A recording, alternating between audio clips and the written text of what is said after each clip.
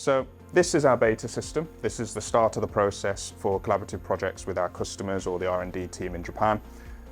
This uses Ricoh's Gen 5 printheads and a combination of our proprietary aluminium powder and binder. We will print parts in this system and will produce a green body, which is the first stage of the process.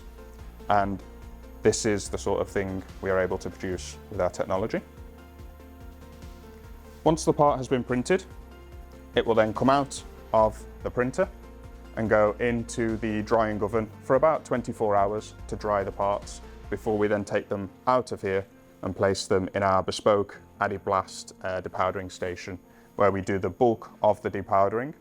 From there, once all the powder has been separated from the rest of the parts, we then move down to the sintering process and we produce our finished sintered parts. And this is an example of that as well.